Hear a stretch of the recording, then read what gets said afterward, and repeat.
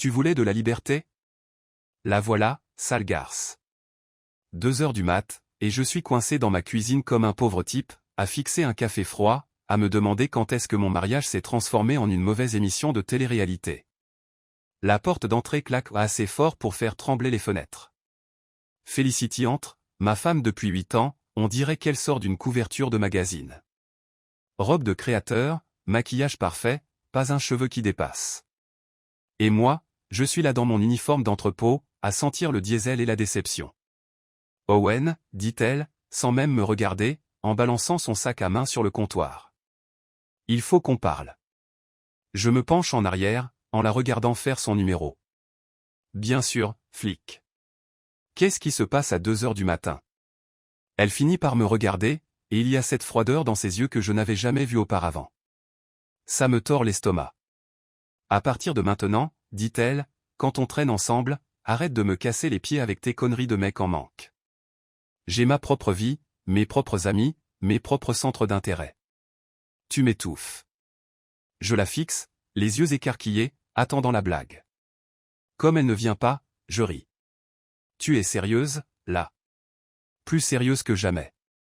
Elle croise les bras, prenant la pose comme si elle était dans une séance photo bizarre.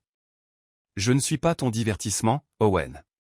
Trouve autre chose à faire de ton temps. Tu sais quoi? Très bien. Si c'est comme ça qu'elle veut jouer, je peux jouer à ce jeu mieux que personne. Je me lève, vide mon café froid dans l'évier et me dirige vers l'escalier. Où est-ce que tu vas? Crie-t-elle derrière moi. Trouver autre chose à faire de mon temps, dis-je, sans me retourner. Merci pour le conseil. Et c'est exactement ce que j'ai fait. Pendant 2 semaines, j'ai donné à Felicity exactement ce qu'elle demandait. Un silence total et complet. C'était comme des vacances en enfer.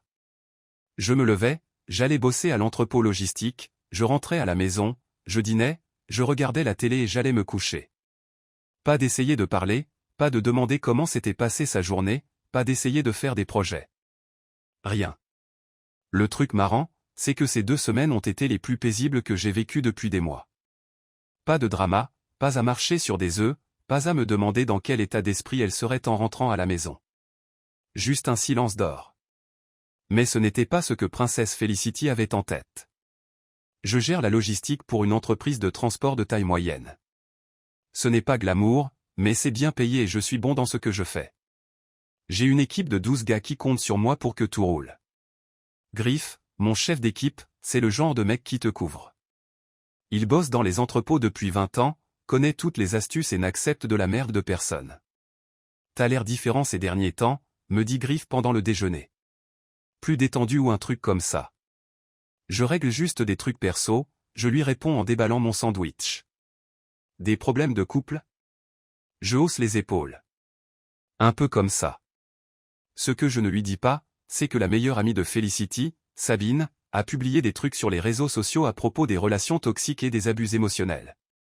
Des trucs super subtils, genre, certaines personnes pensent qu'ignorer quelqu'un est une forme de contrôle et le traitement silencieux est une guerre psychologique. Le genre de posts qui font croire à tous ses followers qu'ils savent ce qui se passe dans mon mariage. Mon téléphone vibre, un texto de ma voisine, Madame Patterson. Tout va bien? Felicity avait l'air bouleversée quand elle est partie ce matin. Super. Maintenant, tout le quartier s'en mêle. Mais je m'en tiens à mon plan. Felicity voulait de l'espace? Elle a tout l'espace du monde. Puis est arrivé l'après-midi de jeudi. Je suis dans le bureau de l'entrepôt, en train de passer en revue des documents d'expédition, quand Big Ray de la sécurité appelle. Owen, t'as une visite. Ta femme est là. Et elle est, eh bien, elle est plutôt énervée. Je regarde par la fenêtre et je vois Felicity traverser le sol de l'entrepôt avec ses fringues de galerie au blazer noir, talons qui coûtent plus cher que ceux que la plupart des gens gagnent en une semaine, qui ont l'air complètement déplacés au milieu des chariots élévateurs et des conteneurs d'expédition. Elle entre dans mon bureau en trombe sans frapper, le visage rouge. Tu as dépassé les bornes, Owen. Mes gars regardent tous maintenant, faisant semblant de travailler pendant qu'ils assistent au spectacle. Parfait. J'ouvre le tiroir de mon bureau, sors une enveloppe manille et la fais glisser vers elle. En fait, je ne pense pas être allé assez loin. Elle l'ouvre et son visage devient blanc. Des papiers de divorce? C'est quoi, ce bordel? C'est exactement ce que ça semble être. Tu voulais ton espace, ton indépendance, ta propre vie. Félicitations. Tu es sur le point d'avoir les trois. Tu ne peux pas être sérieux. Oh, je suis plus sérieux que jamais. Ne t'inquiète pas pour tes vêtements, au fait. Je les ai déjà emballés et j'ai laissé les cartons devant la porte. Ça t'évite un voyage. L'entrepôt est devenu complètement silencieux maintenant. Même les chariots élévateurs se sont arrêtés. Felicity regarde autour d'elle, se rend compte qu'elle a un public, et sa voix baisse jusqu'à un sifflement. Espèce d'idiot. Tu crois que tu peux juste me jeter comme une ordure? Je ne te jette pas, flic. Je te donne exactement ce que tu as demandé. La liberté. Elle se jette à travers le bureau, essayant d'attraper les papiers, mais je suis plus rapide. J'appuie sur le bouton de l'interphone. Sécurité au bureau, s'il vous plaît. Big Ray apparaît sur le seuil, l'air mal à l'aise mais déterminé. Madame, je vais devoir vous demander de partir. C'est mon mari, et c'est une propriété privée. Allez, on y va. Tandis que Ray l'escorte vers la sortie, Felicity se retourne pour me hurler dessus. Tu crois que c'est fini? Tu n'as aucune idée de ce que tu viens de déclencher. L'entrepôt bruise de chuchotements et de petits rires. Griff apparaît dans l'encadrement de ma porte, secouant la tête. Putain, Owen. Faut que je me rappelle de jamais te chercher des noises. Mais je savais qu'elle n'en avait pas fini, loin de là. J'aurais dû me douter que Felicity ne se laisserait pas faire sans rien dire. Quand je suis rentré chez moi ce soir-là, elle se tenait debout sur le perron, toujours dans ses vêtements de galerie, on aurait dit qu'elle avait pleuré. Les cartons avec ses affaires avaient disparu. Il faut qu'on parle, m'a-t-elle dit en me voyant arriver. Non, vraiment pas. J'ai sorti mes clés, mais elle m'a attrapé le poignet. Owen, s'il te plaît. J'étais furieux. Je ne pensais pas ce que j'ai dit. Si, tu le pensais. Et tu sais quoi? T'avais raison. On mérite mieux que ça, tous les deux. J'ai essayé d'ouvrir la porte, mais elle ne voulait pas lâcher mon bras. Sa prise était étonnamment forte. Lâche-moi, Felicity. Pas tant que tu ne m'écoutes pas. Lâche-moi. Elle ne l'a pas fait. Au lieu de ça, elle a planté ses ongles dans mon poignet, assez fort pour faire couler le sang. J'ai retiré mon bras d'un coup sec, et elle a trébuché en arrière, manquant de tomber du perron. Reste loin de moi, ai-je dit, en finissant par ouvrir la porte. Tu ne peux pas juste m'empêcher de rentrer chez moi. Regarde-moi faire. Je suis entré et j'ai tourné le verrou à travers la fenêtre. Je l'ai regardé rester planté là pendant quelques minutes, puis marcher jusqu'à sa voiture. Mais au lieu de partir, elle s'est juste assise et a attendu. Elle était toujours là quand je suis allé me coucher à 11 heures. Toujours là quand je me suis levé à 6 heures le lendemain matin. Sa voiture était garée de l'autre côté de la rue, et je pouvais la voir affalée sur le volant, endormie. Ça devenait ridicule. Je suis parti au travail par la porte de derrière, en coupant à travers le jardin du voisin pour l'éviter. Mais quand je suis rentré chez moi ce soir-là, sa voiture avait disparu et ma porte d'entrée était grande ouverte. J'ai appelé la police depuis mon téléphone portable avant d'entrer. La maison était saccagée, pas détruite, mais clairement fouillée. Les tiroirs vidés, les coussins déplacés, les placards vidés, et plusieurs choses manquaient. Plus précisément, 3 tableaux qui étaient accrochés dans le salon. Des horreurs d'art moderne que Felicity avait insisté pour acheter quand on s'était marié. Je ne les avais jamais aimés, mais ils avaient coûté cher, alors j'avais fait avec. L'agent Martinez est arrivé 20 minutes plus tard, un type d'âge moyen avec des yeux fatigués qui avait l'air d'avoir vu ce genre de choses 1000 fois auparavant. Alors votre femme a une clé? Avait une clé. J'ai changé les serrures hier. Des traces d'effraction? On a fait le tour de la maison ensemble. La fenêtre arrière était ouverte, la moustiquaire coupée proprement avec quelque chose de tranchant. On dirait qu'elle est entrée par là, a dit Martinez en prenant des notes. Vous voulez porter plainte? Fichu que oui. Bon, voilà le truc. Vous êtes toujours légalement marié, et c'est toujours légalement sa résidence. Les accusations d'intrusion par effraction ne tiendront probablement pas. Quant au tableau disparu, si elle peut prouver qu'elle les a achetés. Vous vous foutez de moi. Martinez a haussé les épaules. Les disputes conjugales, c'est compliqué. Mon conseil? prenez un avocat et réglez ça au tribunal du divorce. On peut faire un rapport, mais ne vous attendez pas à grand-chose. Après son départ, j'ai fait le tour de la maison, en dressant l'inventaire de ce qui manquait. Les tableaux étaient les objets de valeur, mais elle avait aussi pris des bijoux, quelques appareils électroniques, et, bizarrement, plusieurs livres de ma collection. De vieux livres que j'avais hérités de mon grand-père. Des livres qui n'auraient pas dû signifier quoi que ce soit pour elle. J'étais encore en train de me creuser la tête quand mon téléphone a sonné. Numéro inconnu. Owen, ici Margaret Voss, de la galerie Riverside. Je connaissais le nom. Felicity l'avait déjà mentionné. Une galerie stupée du centre-ville. Madame Voss, que puis-je faire pour vous? Je vous appelle au sujet des tableaux. Ceux que Felicity a apportés ce matin. Mon sang s'est glacé. Qu'est-ce qu'ils ont? Eh bien, elle a dit que vous étiez en train de divorcer et que vous aviez besoin de les vendre rapidement. Mais quand je les ai recherchés dans ma base de données. Oh, et ces tableaux ont été signalés volés dans ma galerie il y a 3 ans. Je me suis assis lourdement sur ma chaise de cuisine. Volés? 3 pièces de Marcus Chen, un artiste local. Ils ont disparu lors d'un cambriolage. La compagnie d'assurance a versé près de 50 000 $. 50 000? Pour ces horreurs qui sont accrochées dans mon salon depuis des années. Monsieur Voss, je n'en avais aucune idée. Felicity m'a dit qu'elle les avait achetés à un ami artiste. Je vous crois. La question est, qu'est-ce qu'on fait maintenant? Qu'est-ce qu'on? Felicity insiste pour dire qu'ils sont à elle, mais j'ai des documents qui prouvent le contraire. Où est-elle maintenant? Elle est partie il y a environ 1 heure. Elle a dit qu'elle reviendrait demain avec d'autres pièces. D'autres pièces?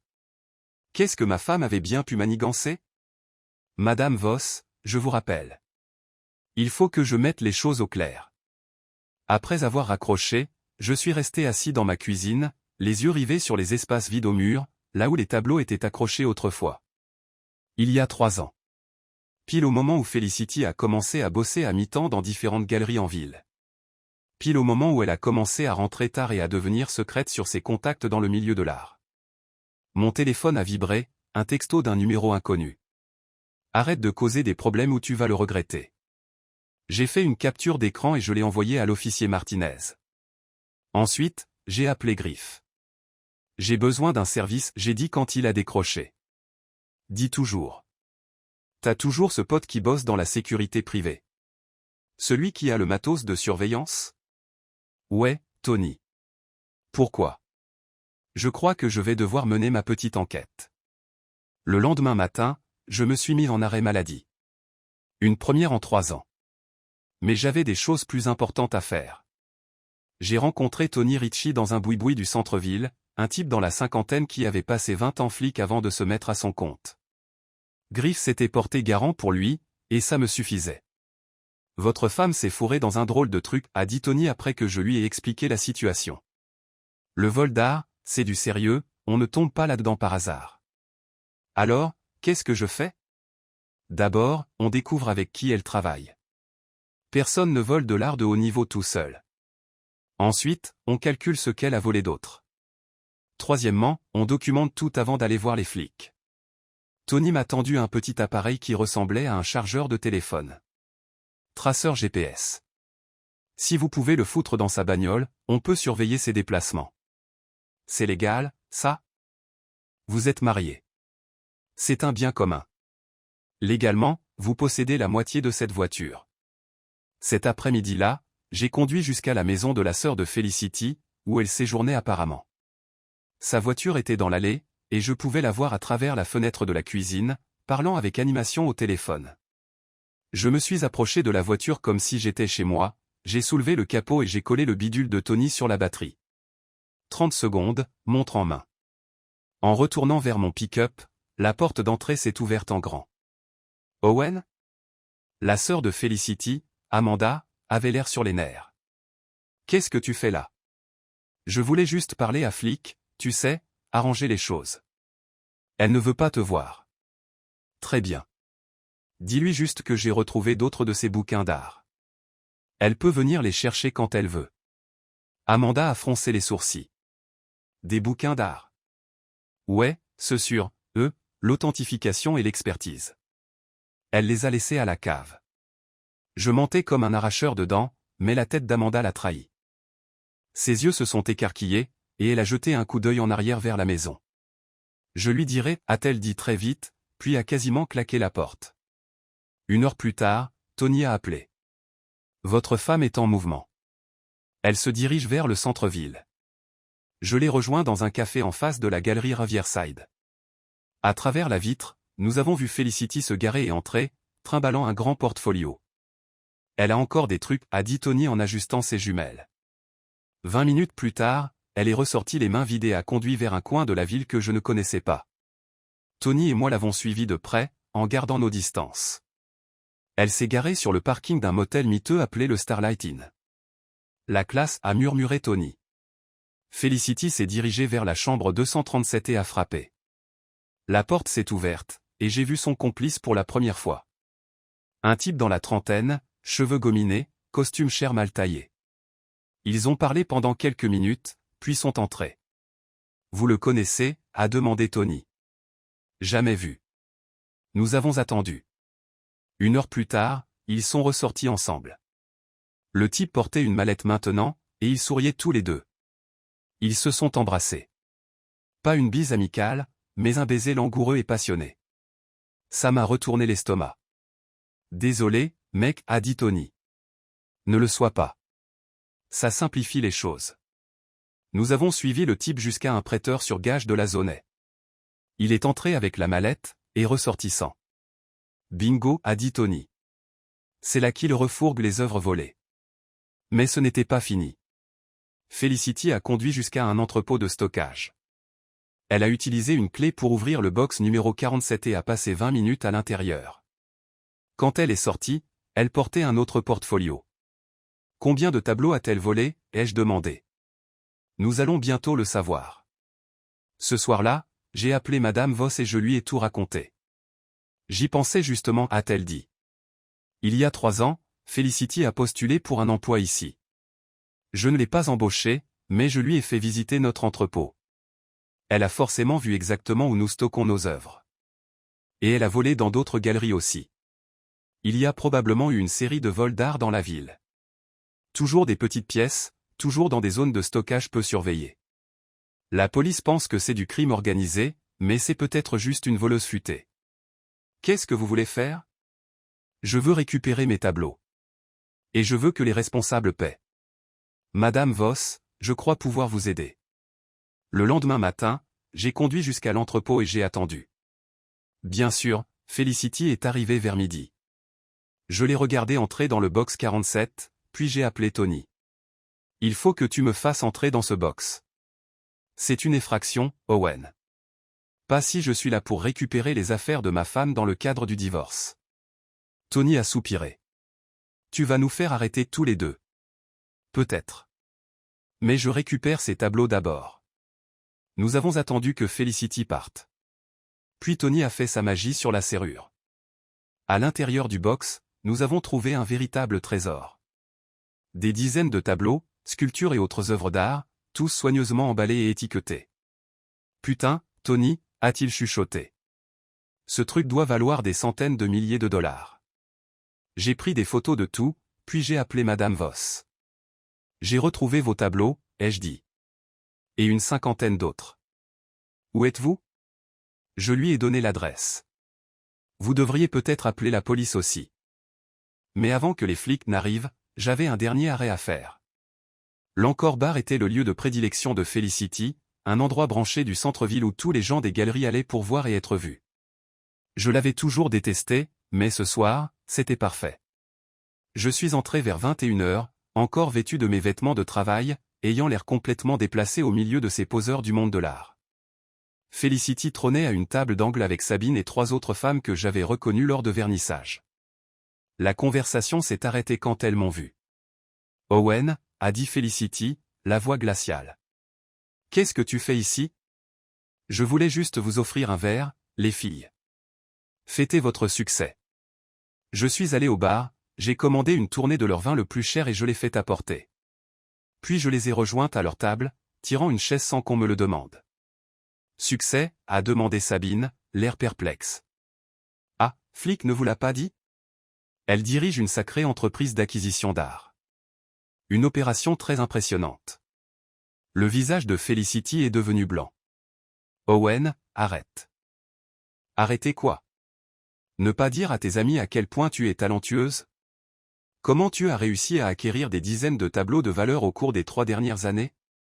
Les autres femmes regardaient en va-et-vient entre nous, sentant le drame, mais ne comprenant pas encore. Je crois que tu devrais partir, a dit Felicity. Dans 1 minute. D'abord, je veux porter un toast à ton esprit d'entreprise. Mesdames, saviez-vous que Felicity résout à elle seule le problème de stockage d'art de la ville? Tous ces tableaux qui traînent dans les sous-sols des galeries, qui ne sont pas appréciés. Elle les libère. De quoi tu parles? A demandé l'une des femmes. Vol d'art, ai-je dit simplement. Felicity vole des tableaux dans les galeries de toute la ville et les revend via un rustler au cash converté de l'Est. La table s'est figée dans un silence de mort. Il ment, a dit Felicity, mais sa voix tremblait. Vraiment? Alors pourquoi les flics ont-ils trouvé 50 tableaux volés dans ton box cet après-midi? La mâchoire de Sabine s'est décrochée. Felicity, c'est vrai? Bien sûr que non. Il essaie de me ruiner parce que j'ai demandé le divorce. En fait, c'est moi qui ai demandé le divorce, ai-je corrigé. Et je n'essaie pas de te ruiner. Je partage juste quelques faits intéressants. Comme le fait que tu me trompes avec un crétin nommé Luc Demarco. Ou que tu publies de fausses histoires sur les réseaux sociaux où tu me décris comme violent. Ou que tu as cambriolé notre maison et volé des tableaux que tu avais toi-même volés à la galerie Riverside. Les autres femmes fixaient Felicity, horrifiées. L'une d'elles, une galeriste que j'avais rencontrée plusieurs fois, s'est levée d'un bond. Je dois passer quelques coups de fil, a-t-elle dit, et s'est empressée de partir. Owen, s'il te plaît, a chuchoté Felicity. Tu es en train de tout gâcher. Non, flic. C'est toi qui as tout gâché. Je m'assure juste que tout le monde le sache. Je me suis levé, j'ai jeté $20 sur la table et j'ai mis le cap sur la sortie. Mais je n'en avais pas encore fini. Luc Demarco attendait sur le parking, appuyé contre une BMW noire qui coûtait probablement plus que ce que je gagnais en 2 ans. Il était tout ce que je n'étais pas. Grand, beau, bien habillé, avec la sorte d'assurance qui vient du fait de n'avoir jamais eu à travailler pour quoi que ce soit. Vous devez être le mari, a-t-il dit quand je me suis approché. Et vous devez être le petit ami. Comment vont les affaires d'art, Luc? Il a souri, mais ce n'était pas amical. Felicity dit que vous causez des problèmes. Felicity dit beaucoup de choses. La plupart sont des mensonges. Peut-être devriez-vous vous occuper de vos affaires. C'est marrant, que ma femme vole de l'art et me trompe, ça devient un peu mes affaires. Luc s'est détaché de la voiture, faisant un pas vers moi. Il était plus grand que moi, probablement plus fort, et certainement plus cher. Barrez-vous, le vieux, a-t-il dit. Avant de vous faire mal. Ou quoi? Vous volerez mes tableaux, vous aussi? Il a balancé un coup de poing, alors, un coup paresseux et prétentieux que j'ai vu venir à des kilomètres. Je me suis baissé, j'ai attrapé son poignet et j'ai utilisé son propre élan pour le faire pivoter et lui écraser le visage contre sa voiture. Le truc avec le boulot d'entrepôt, dis-je, en gardant son bras tordu dans son dos, c'est que ça t'apprend à manier les objets lourds et encombrants, comme les beaux gosses surdimensionnés qui se prennent pour des durs. Lâche-moi. D'abord, faut que tu piges un truc. Les flics ont ton box de stockage à ta copine. Ils ont des photos de toi au prêteur sur gage. Ils ont sûrement tes empreintes sur la moitié de ces tableaux volés. Alors à ta place, je me ferai moins de mourons pour me menacer et plus pour trouver un bon avocat. Je le relâchai et reculai. Luc se retourna, le visage rouge de colère et de honte. C'est pas fini, dit-il. Si, c'est fini. C'est juste que t'es pas encore au courant. Il monta dans sa bagnole et démarra en trombe, faisant crisser les pneus. Je marchai vers mon pick-up, me sentant mieux que depuis des mois, mais le vrai feu d'artifice ne faisait que commencer. Le lendemain matin, je reçus un appel de la détective Sarah Collins, la flic chargée de l'affaire des vols d'art. Monsieur Albrook, il faut qu'on se parle. Vous voulez que je vienne au commissariat? Est-ce que je suis en état d'arrestation? Non. Mais on a quelques questions à vous poser sur les activités de votre femme. 1 heure plus tard, j'étais dans une salle d'interrogatoire, racontant à la détective Collins tout ce que je savais. Elle était perspicace, dans la quarantaine, avec des cheveux gris et des yeux intelligents qui ne laissaient rien passer. Donc, vous n'aviez aucune idée des tableaux volés dans votre maison? Aucune. Je pensais que Felicity les avait achetés en toute légalité. Et vous ne saviez rien du box de stockage? Pas avant hier. Elle prit des notes, puis leva les yeux vers moi. Votre femme prétend que vous étiez impliqué. Elle dit que vous l'avez poussé à voler ses œuvres pour rembourser des dettes de jeu. Je ris. Détective, je n'ai jamais mis les pieds dans un casino de ma vie. Vous pouvez vérifier mes relevés bancaires, mes cartes de crédit, tout ce que vous voulez. La seule dette que j'ai, c'est mon prêt immobilier. Nous le ferons. Mais en attendant, j'ai besoin que vous restiez disponible. Ne quittez pas la ville. Je ne vais nulle part. Alors que je sortais du commissariat, mon téléphone sonna. Madame Voss. Owen. J'ai une proposition à vous faire. Je vous écoute. Les compagnies d'assurance sont très intéressées par la récupération de leurs biens volés. Elles offrent une grosse récompense pour toute information qui mènerait à l'arrestation et à la condamnation des responsables des vols d'art dans la ville. Grosse comment? 25 000 $. De plus, elles veulent s'assurer que Luc DeMarco ne prenne pas la poudre d'escampette avant le procès. Qu'est-ce que vous voulez que je fasse? Aidez-nous à tendre un piège. Ce soir-là, j'ai rencontré Madame Voss et la détective Collins à la galerie. Le plan était simple. J'appellerai Luc, je ferai semblant d'avoir d'autres œuvres volées à vendre, et j'organiserai un rendez-vous. Les flics seraient là, en embuscade. Vous êtes sûr de vous? Demanda la détective Collins. Si DeMarco se rend compte que c'est un coup monté, ça pourrait mal tourner. Je suis sûr. J'appelais Luc depuis un téléphone jetable que Tony m'avait filé. C'est Owen, dis-je quand il répondit. Qu'est-ce que tu veux? Je veux faire un marché. Felicity s'est fait coffrer, et j'ai besoin d'argent pour un avocat. J'ai des tableaux qu'elle avait cachés à la maison. Du matos de première qualité. Il y eut une longue pause. Quel genre de tableau? Le genre qui valent 50 000 balles pièce. Ça t'intéresse? Peut-être. Où tu veux qu'on se voie? Au Starlight Motel. Chambre 237. Demain soir à 10 h. Comment je sais que c'est pas un guet-apens? Parce que c'est moi qui vais en tôle si je me fais choper avec de l'art volé. J'ai autant besoin que ça se termine que toi. Il accepta de se rencontrer le lendemain soir. J'étais équipé d'un micro et j'attendais dans la chambre du motel avec 2 flics en civil. La détective Collins et son équipe étaient à l'extérieur. Luc se pointa pile à l'heure, avec une mallette. Il avait l'air nerveux, vérifiant sans cesse ses arrières. « Où sont les tableaux ?» demanda-t-il dès qu'il entra.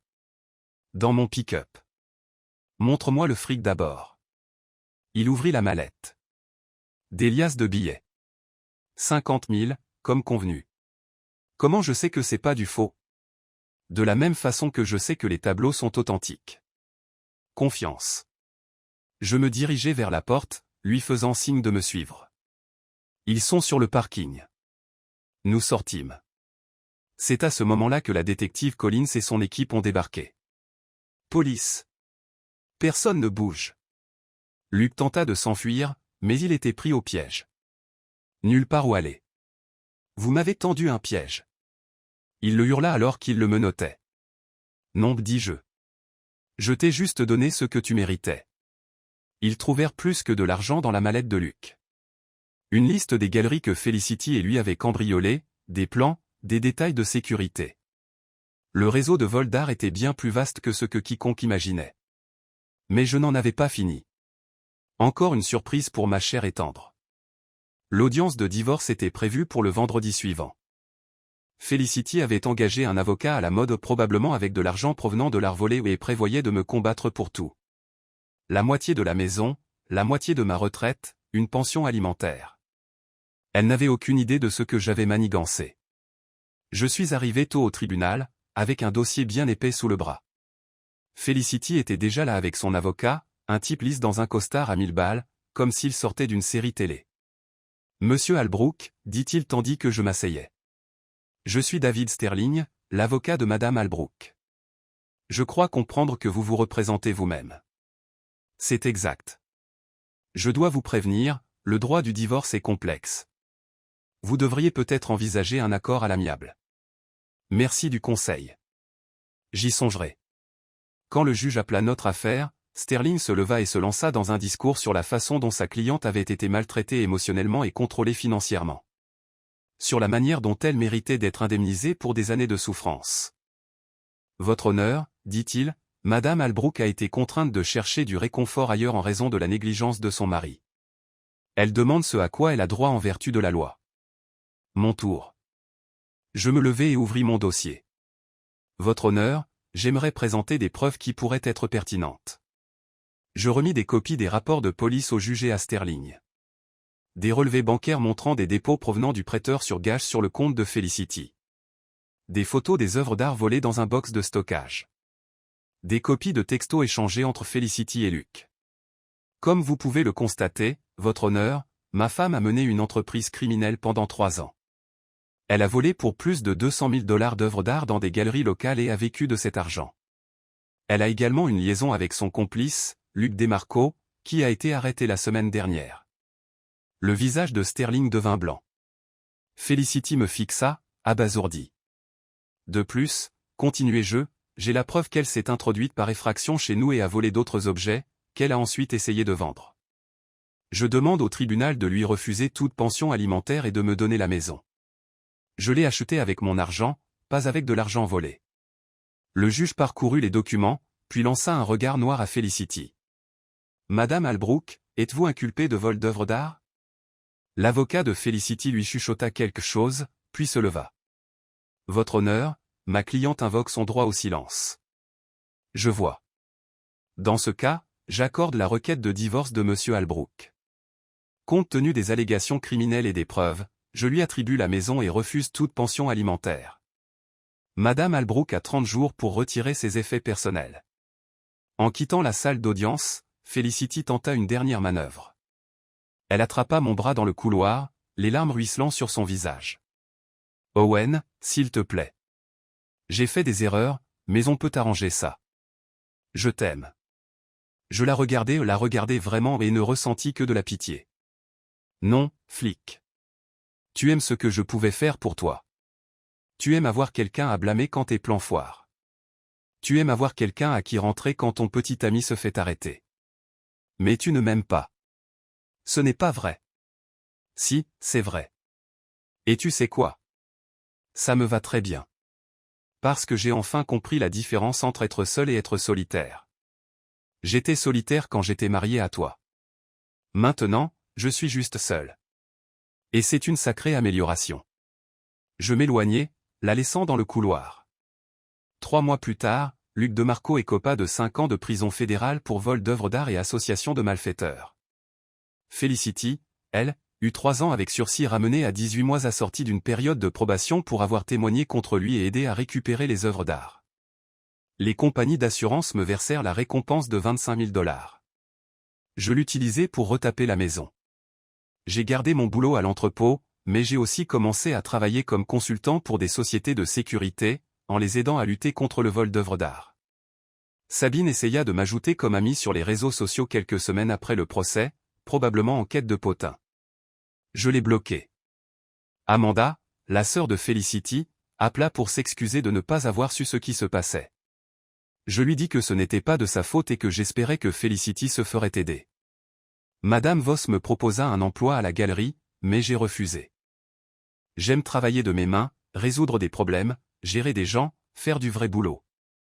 Le monde de l'art est trop rempli de gens comme Felicity. Beau, charmant et complètement vide à l'intérieur. 6 mois après le divorce, je buvais une bière au Murphy's Pub, un bar près de l'entrepôt, quand Griff s'assit à côté de moi. T'as l'air différent, dit-il. Comment ça? Plus heureux. Plus détendu. Comme si t'avais pigé un truc. J'y ai réfléchi. Tu sais ce que j'ai compris? Parfois, la meilleure vengeance, ce n'est pas de rendre l'appareil. C'est juste de laisser les gens se débrouiller avec le merdier qu'ils ont créé. C'est profond pour un chef d'entrepôt, hein? Ouais, bon, un divorce, ça te fait ça. On s'est posé un moment, à regarder le match. Puis Griff a sorti la question que j'attendais. T'as des regrets? J'ai fini ma bière et me suis levé pour partir. Un seul. J'aurais dû changer ces serrures il y a des années. En sortant dans la fraîcheur de la nuit, j'ai pensé à Felicity, probablement assise dans son appartement miteux, se demandant comment son plan parfait lui avait explosé à la figure. Elle voulait me contrôler, m'utiliser, me garder sous le coude pendant qu'elle fricotait. Au lieu de ça, elle m'a donné la meilleure chose au monde. Elle m'a montré qui elle était vraiment. Et, plus important encore, elle m'a montré qui j'étais vraiment. J'étais quelqu'un qui n'avait pas besoin d'être nécessaire. Quelqu'un qui pouvait tenir debout tout seul. Quelqu'un qui pouvait regarder la laideur en face et en ressortir plus fort. Si elle voulait de la pitié, elle n'avait qu'à aller la chercher dans le dico. Mais elle n'en aurait pas de moi. Plus maintenant.